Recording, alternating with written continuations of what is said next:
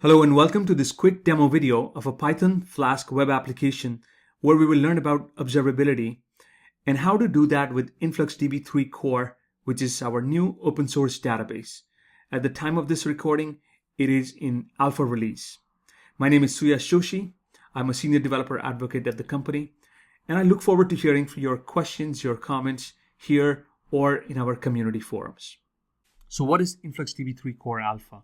Well, it is our latest open source product based on InfluxDB 3 engine, which again is powered by a series of open source technologies that we call an FDAP stack. It is at the foundation layer, and it stands for Apache Flight, Apache Data Fusion, Apache Arrow, and Apache Parquet. All of these offer the best performance on columnar data, both in memory as well as accessing data from object stores such as S3. Now, it enables high performance, especially for querying when you want to get data in less than 10 milliseconds for last values and metadata.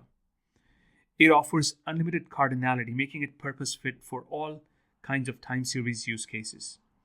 With SQL and InfluxQL native support, it makes development quick and easy.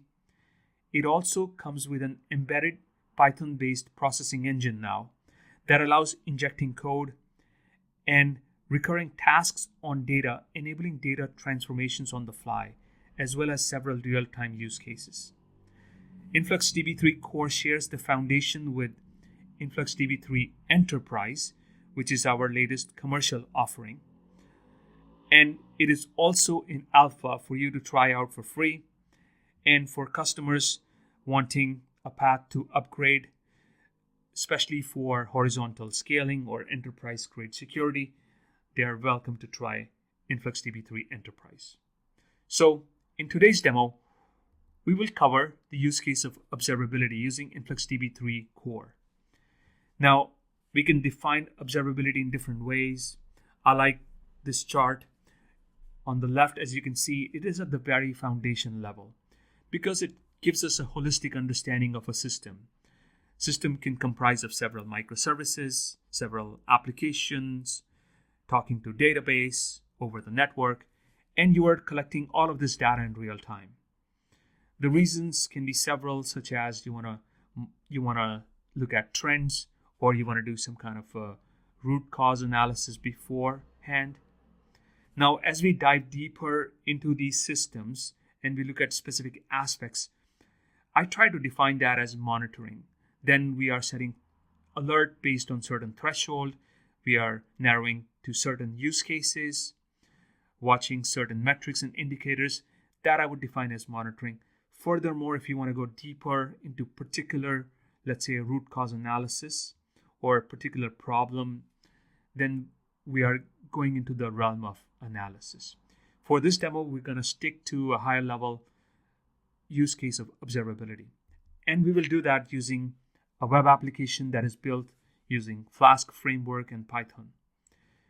It will be running on my local Mac, where it will collect various metrics, various data from the system resources, and you will see all of that being stored in InfluxDB 3 Core.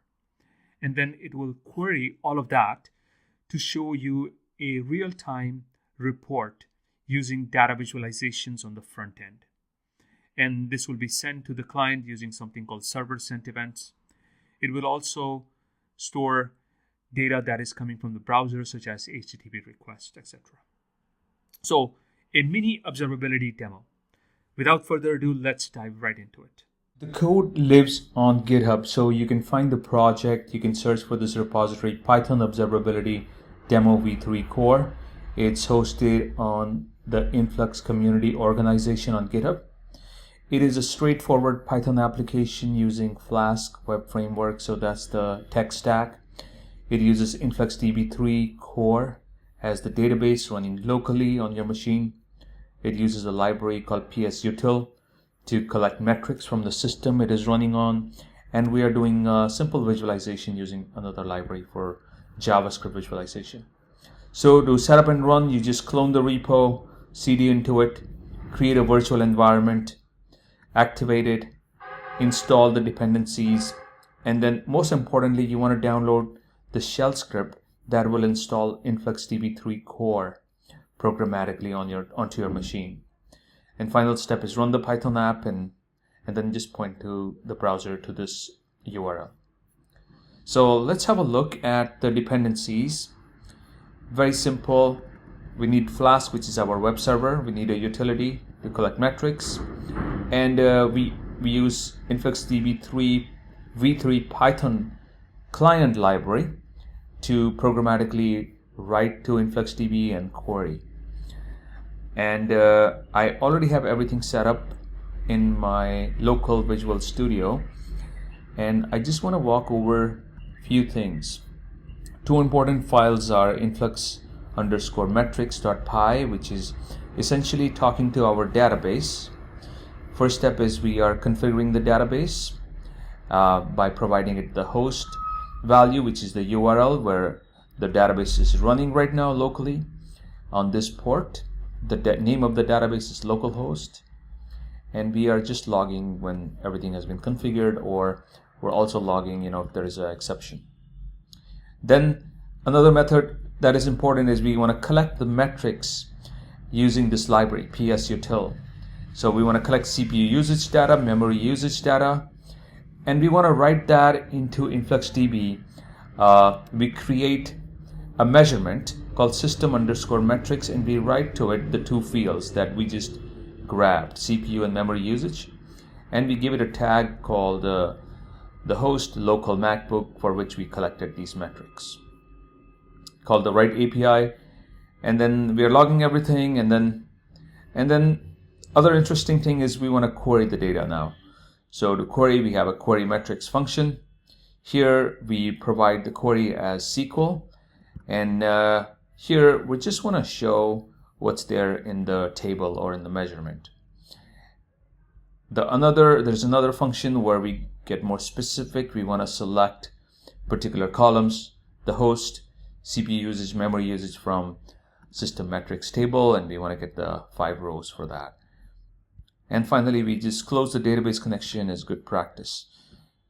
The main file is app.py, which runs the Flask web server. It also is doing multi-threading operations, so all the database operations are being done on a background thread. The main thread is used to basically just render the UI, which shows us simple data visualization to observe the status of our system. So we're getting more metrics. We are collecting metrics from the network using this library. How many bytes are sent and received. We are collecting disk usage metrics, you'll see in a second. And we are writing all of this also to InfluxDB. And then we are exposing a few API endpoints where we can see the raw data in JSON format. So if you want to see the system metrics, we have this API endpoint where you can see that. But in the root, we have a web page where I'm just showing them in a UI, so it's more easy to see the data as data visualization. So let's run this application. So called app.py, Python app.py. It starts right away. I'll open it, and here we are. We can see a few visualizations for CPU usage, and if you hover over it, you will be able to see the current data, memory usage, network I/O, how many bytes are sent and received, what is being read and written to the disk, and it's at the current timestamp, so we can see the data in real time. So we have a simple observability going on right now. All of this data, again, is being collected, it's being stored in InfluxDB, queried back almost in real time. Now, one thing I want to show you is if you just want to see this in InfluxDB, you can do that via the CLI. So we have a CLI that you can access through InfluxDB 3. And one good command is the help command. Just to get familiar with it, you just type that, and then it will show you all the other things that you can do with InfluxDB 3 CLI.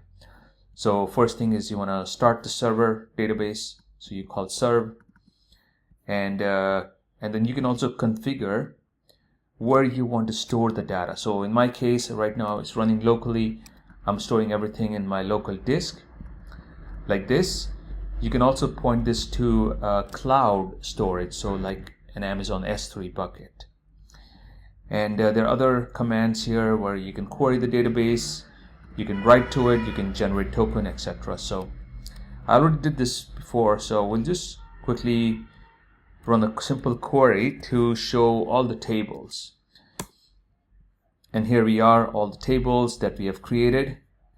Some of them are system tables. And here we can look at the one where we are writing the CPU information, etc., which is in the system_metrics measurement or table. So if you want to see that, we have another command right here, which is this one. So we start by typing InfluxDB3 space query. We want to run a query -- DB name, which is our database name, localhost. And then finally, inside quotes, we provide the SQL query, where we want to select everything from the system metrics table, but we also only want to show 10 rows. So here we run that.